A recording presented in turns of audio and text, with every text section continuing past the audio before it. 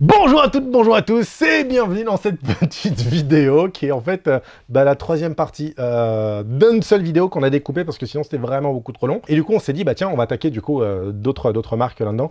Alors comme je fais mes lancements avant d'avoir commencé mon montage, je sais pas du tout de quoi on a parlé. Je fais mes lancements juste pour vous dire que si vous n'avez pas vu les deux premières vidéos, ben regardez-les parce que faut les regarder un petit peu dans la continuité. Ça va vous donner un aperçu de toutes les caméras que vous pourriez éventuellement acheter maintenant en 2022, à l'heure du jour d'aujourd'hui. Sony était en hégémonie à la fin des années 90, début des années 2000. Il y en avait partout. Et tout le monde tourne en Sony, avec le 5D Mark II, avec la C300, et là... Sony a commencé à péricliter. Et Sony, à la base, ne vient pas de la photo. Sony, à la base, vient plutôt de la vidéo. Du coup, quand il a fallu commencer à créer des boîtiers photo, Sony a regardé sa gamme photo, il dit, oh, on a un truc en photo, nous. Et on dit, ouais, on a un truc, on a quelques réflexes. Là, ça dit quoi, ça se vend? Ah non, ça se vend pas. Et on a des compacts, ouais, on a des compacts, mais c'est des tout petits capteurs, quoi, donc on ne sait pas faire, nous, des gros capteurs comme Canon fait, il va nous falloir un petit peu de temps. Et alors, ils se mettent au boulot direct, bam, alors en plus, c'est un mastodonte, alors pour bouger le mastodonte, ça prend du temps, tu vois. Mais quand même, ils y vont. Et ils nous sortent la 7S, la 7S2 et la 7III. À l'heure du jour de la journée d'aujourd'hui, présentement actuelle, eh bien, la 7III est toujours, selon moi, d'actualité. Si vous en avez un, vous pouvez toujours faire des jolis petits projets avec. Ça fait toujours des belles images. Ça a 12 diaph de dynamic range, donc c'est pas incroyable. Ça n'a pas des codecs aussi solides que d'autres caméras. Mais par contre, c'est un full frame, c'est très sensible et ça permet de prendre des photos. Et donc, du coup, si vous voulez un boîtier qui soit capable de pouvoir faire des photos et de la vidéo, sans forcément les taper de la 7 IV, vous pouvez prendre de la 7 IV aussi, vu qu'il est à 1700 €, si je dis pas de bêtises. Donc c'est quelque chose, pour moi, c'est une bonne caméra à posséder, aussi bien pour pouvoir faire des petits projets, que simplement même pour vous dans la vie de tous les jours. Ouais, aller faire des séances photos pour votre famille ou de manière pro aussi, parce que ça fait des très belles images. Hein. C'est toujours un très bon boîtier à un prix qui est vraiment abordable. Le truc, c'est qu'à partir du moment où la 7S3 est arrivée, et la 7S3, il vaut plus cher vu que lui, il est à 4000 €. Et donc 4000 €, c'est pour le coup, les specs qu'il y a à l'intérieur, c'est assez ouf. Hein. C'est du 4K en 120 fps, c'est de la stabilisation, c'est une mise au point qui est mais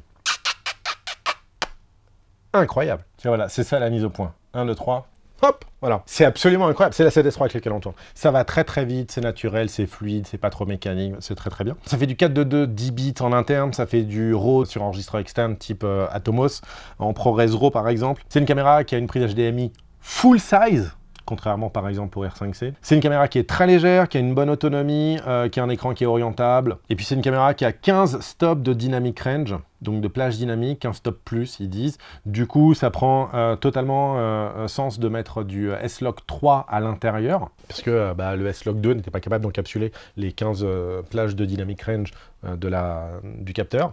Il y a également du S-Cinetone, dont des courbes, en fait, qui est, je pense, un peu la courbe de base qu'il faut utiliser avec cette caméra, à moins de faire du S-Log 3, mais S-Cinetone qui est très très bien, qui donne des teintes de peau, des carnations qui sont très vraies, plutôt fidèles. Et puis, il y a une sorte de dual ISO, alors... Sony ne l'assume pas complètement, mais concrètement, ils partagent le même capteur que la FX3 avec la FX6. Et sur toutes ces caméras, on remarque qu'il se passe quelque chose quand on arrive à 12 800 ISO. Il y a le bruit qui redescend. On suppose, en tout cas, même si pas complètement assumé par Sony, qu'il y aurait un double ISO dans la 7S3. Fun fact sur Sony, c'est que la 7 III et la 7S3, ce sont des caméras, enfin des appareils photo, enfin des appareils grand public. Pour eux, c'est du grand public. Un boîtier à 4000 balles, Sony dit non, ça c'est du grand public. Tu sais quoi, tu me le mets avec l'amateur éclairé, tu me mets avec les bridges, c'est la même clientèle, de manière qui prend le boîtier à 300 balles et celui à 4100, ouais, c'est la même chose. Et ça, du coup, ça pose un problème pour nous en tant que professionnels, bien entendu, parce que quand on a des caméras pro, et puis surtout pour vous, c'est quelque chose que vous devez prendre en considération, si vous avez des caméras pro et qu'elles tombent en panne, vous voulez avoir un temps de réparation le plus court possible. 3 jours, 5 jours, 10 jours après, max, c'est le retour chez vous. Parce que c'est votre outil de travail, c'est ça qui paye le loyer, c'est ça qui paye vos employés. Du coup, vous êtes pro, vous ne pouvez pas envoyer pendant un mois ou deux un matériel en répa, c'est pas possible. Mais le problème, c'est que pour Sony, la 7S3, c'est du grand public. Mais chez Sony, ils ont une équipe qui est très forte, qui est une équipe pro. Alors l'équipe pro, eux, ils s'occupent des caméras pro. F5, F55, F65, F35, tous les F que tu peux imaginer. À un moment donné, qu'a fait Sony, alors encore une fois, ça c'est ma spéculation à moi. Hein. Sony a fait, on va sortir une caméra et on va l'appeler, alors c'est pas la 7S3, c'est déjà pris, on va l'appeler, bah tiens, on va l'appeler la FX3. On va mettre... 3 pas de vis sur le dessus. On va retirer l'œilleton qui fait un peu trop photo. Et puis on va dire que c'est une caméra vidéo. Ah, tu sais quoi? Les gens prenaient des fois le K3M là, avec les prises XLR et la petite poignée qui... ouais. Mais ça aussi, comme ça, voilà, ça ferait un truc par le tenir. Du coup, nous sortit la FX3, qui est un tout petit peu plus cher que la 7S3, je crois qu'il a 4200, un truc comme ça, qui a les mêmes stats, les mêmes caractéristiques que la 7S3. Malheureusement, sur ces caméras-là, moi, il y a un truc que je regrette, c'est qu'il n'y a pas de D-Squeeze anamorphique, et c'est pas prévu qu'il y ait de D-Squeeze anamorphique. Voilà, il y en a sur la FX6, FX9, mais pas sur ces caméras-là. Moi, je trouve ça vraiment dommage. Et du coup, comme maintenant, la FX3 est une caméra pro, une caméra cinéma maintenant, c'est une vraie caméra. Pas vraiment, c'est juste un A7S3 un petit peu plus cher et avec moins d'éléments dessus. Enfin, bon. Du coup, le service pro peut s'en occuper si vous avez un problème. Et du coup, vous ne passez pas par les mêmes circuits que si vous l'aviez acheté à la Fnac ou Boulanger. Juste après la FX3, Sony, du coup, dans sa gamme, juste au-dessus, a la FX6, un énorme carton. FX6, FX3, FX9, et dans une certaine mesure à 7S3, mais c'est un petit peu moins vrai. Mais Sony a du mal à livrer ses caméras. Et la FX6, c'est la pire du pire, du pire, du pire. La FX6, c'est le même capteur que la 7S3. Très bon en basse luminosité. Des prises XLR, de l'enregistrement en 4.2.2, 10 bits, le S-Cinetone, le S-Log 3, des ND en interne. Alors, la FX3 n'a pas de ND, mais un capteur stabilisé. La FX6 a des ND, mais n'a pas de capteur stabilisé. En fait, en gros, quand le capteur bouge, si on met le frame des ND à l'intérieur, en fait, on verrait les ND. Du coup, il faut faire le choix entre du ND ou de la stab. Mais c'est pas grave, c'est une caméra comme la FX6 qui est un petit peu plus lourde, qui crée de l'inertie. Ne pas avoir la stabilisation du capteur sur 5 axes, c'est moins grave que sur des tout petits boîtiers. La FX6, elle vaut 6 000 €. Si vous en voulez, inscrivez-vous sur les listes d'attente. Normalement, vous ne pourrez pas en avoir avant milieu, voire fin 2023. Et ça, c'est si ça se passe bien. J'ai fait mon petit tour d'horizon des revendeurs parisiens. En moyenne, sur les 2 derniers mois, ils en ont reçu une. Pas par mois, hein. Une sur 2 mois. Et puis les listes d'attente, elles sont mais longues. On a 30, 40, 50, des fois 80 personnes sur la liste d'attente. Donc ils livrent davantage de PS5, sachant qu'ils en livrent qu'une. C'est pas grave parce que vous pouvez peut-être aller chercher la caméra la plus chère chez Sony, avant la caméra vraiment très chère, c'est la FX9. Et la FX9, il y en a un peu plus que de la FX6. Voilà. Mais c'est une caméra à 11 000 € quand même. Donc là, on est sur le haut de la gamme chez Sony. Donc on voit que en face, à l'heure actuelle, il n'y a pas grand-chose en face d'une FX9 en termes de tarification. Sony est un petit peu tout seul. Peut-être pas longtemps. La FX9, c'est une FX6 avec un capteur un tout petit peu plus vieux, genre de quelques mois. Mais c'est pas grave, parce que elle est toujours extrêmement bien. C'est la meilleure caméra de chez Sony, juste après la FX6. En vrai, c'est ça. Et ça dépend ce que vous en faites, parce que concrètement, si vous faites beaucoup de live, il vaudrait mieux vous prendre une FX9, parce qu'il y a beaucoup d'outils à l'intérieur, notamment de contrôle de la caméra à distance, via du réseau, ou des envois de fichiers, que ce soit en local ou à l'autre bout du monde, sur la FX9, que vous n'aurez pas sur la FX6. Aussi, la FX9, qui est une caméra qui est plus grande.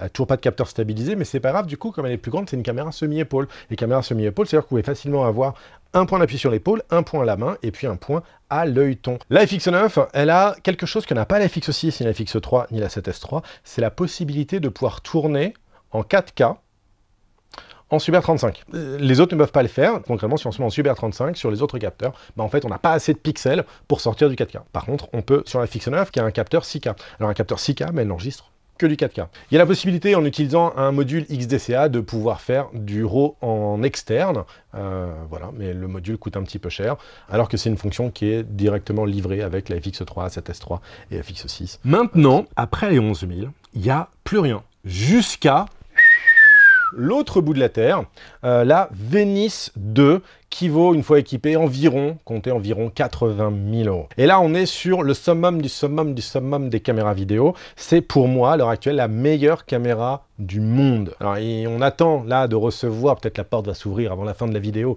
et on recevra peut-être l'Alexa 35. On pourra comparer, je vous dirai si c'est toujours selon moi la meilleure caméra du monde, mais même si l'Alexa 35 arrive et qu'elle est un peu mieux que la Venice 2, on restera quand même sur le top 2 de la meilleure caméra du monde. La Venice 2, à l'heure actuelle, pour moi, de tout ce que j'ai pu tester, est la meilleure caméra. 17 stops de plage dynamique, 17 diaph, c'est énorme. En fait, en gros, quand on a pu la jouer un petit peu avec, on a essayé de la pousser un petit peu dans ses retranchements, quand on avait des grosses journées de soleil, on va récupérer sans problème du ciel, de la texture dans les nuages. Il n'y a rien qui est cramé. Le ciel, il est pépère, il est posé, mec. Il a un petit buzz comme ça. Puis, tu veux que je vienne? Vas-y, mec, je suis posé. Vas-y, viens. Vas-y, je descends un peu dans ta courbe. Là. Wouh! C'est magnifique. On récupère ce qu'on veut. C'est absolument incroyable. Et puis, on sent surtout que Sony a bossé vraiment son capteur parce que les carnations sont magnifiques, quoi. Le capteur embellit tellement au niveau des rouges et des carnations. Et peu importe votre carnation, hein, peu importe votre teinte, ça marche tellement bien. C'est beau, c'est gourmand, ça donne envie de croquer les bonnes joues. Alors évidemment, la caméra fait également du RAW en interne. C'est pas du RAW, je dois pas dire du RAW parce que c'est pas du vrai RAW. En vrai, c'est pas du vrai RAW. C'est plus léger que du RAW, mais c'est quand même un peu du RAW. Mais ils ont pas le droit de faire du RAW et on va voir après pourquoi. La Venice 1 avait un capteur 6K. Elle enregistrait du RAW sur un bloc externe, un enregistreur, et ça faisait une caméra relativement grande. La Venice 2 enregistre en interne sur des cartes AXS de 1 Tera du RAW. Alors 1 Tera dans les meilleures résolutions 8K, elle fait 27 minutes. Après, il y a moyen de pouvoir compresser un petit peu plus l'XOCN de manière à avoir, c'est le codec, hein, l'XOCN, il y a moyen de pouvoir le compresser un petit peu pour avoir plus de temps d'enregistrement. En tout cas, elle fait du RAW 16 bits linéaire avec l'XOCN. Mais moi, dans les trucs que j'aime bien, c'est l'ergonomie. Il y a un double écran pour l'opérateur, un écran simplifié du côté du porteur de la caméra, un écran un peu plus complet avec tous les menus du côté de l'assistant cam. On a un menu qui est simplifié, super accessible. Ça n'a rien à voir avec tous les autres menus Sony qui sont imbitables, incompréhensibles. T'as l'impression qu'il faut juste donner un peu de pognon pour qu'il y ait quelqu'un qui se dévoue chez Sony à nous faire un menu qui est lisible, accessible, compréhensible, avec tout ce dont on a besoin aux bons endroits. Il n'y a pas besoin de chercher 1000 ans. Il y a sur la caméra une monture PL, et si on retire la monture PL, en dessous, on a une monture Sony E, ce qui permet de pouvoir aussi mettre absolument tous les adaptateurs qu'on peut imaginer. Le viseur, c'est un viseur de qualité, enfin il a intérêt, parce que vu le prix qu'il coûte, il a intérêt de qualité, mais il est extraordinaire ce viseur, il est magnifique. On peut faire 90 frames par seconde en 5,8K, elle fait pas des très hautes vitesses, j'en fais pas du 120 ou du 200 images. Il y a bien entendu des modes anamorphiques, en veux-tu, en voilà, parce que c'est une caméra pro qui est faite pour bosser professionnellement avec des optiques pro, et peu importe votre aspect ratio de vos anamorphiques, vous allez pouvoir desqueezer comme vous voulez. Et il y a bien entendu une batterie V-Lock. C'est pas une caméra qui est légère, c'est une caméra qui est lourde, donc il vous faudra un stead, vous n'allez pas le mettre sur un petit Ronin S2, il vous faut un truc un peu plus conséquent si jamais vous voulez la stabiliser, sinon après ça va être sur branche, tout simplement, ou à l'épaule. Elle est très confortable sur l'épaule, notamment grâce au viseur. Voilà, c'est la fin de cette troisième partie. Merci d'avoir tout suivi. J'espère qu'on a été assez complet, que vous avez appris des choses. On va essayer de reprendre un rythme de vidéo un petit peu plus soutenu comme on faisait auparavant. Mais c'est vrai qu'avec tout l'emménagement et tout ça, on a eu énormément de choses à faire dans les nouveaux locaux. Que du coup, d'ailleurs, c'est pour ça qu'on a ici un nouveau studio. Tout ça. Enfin, c'est pas un studio, c'est mon bureau en vrai. Donc moi, je voulais vous remercier d'être toujours présent et fidèle au poste. Je vous aime tous très fort. À la prochaine.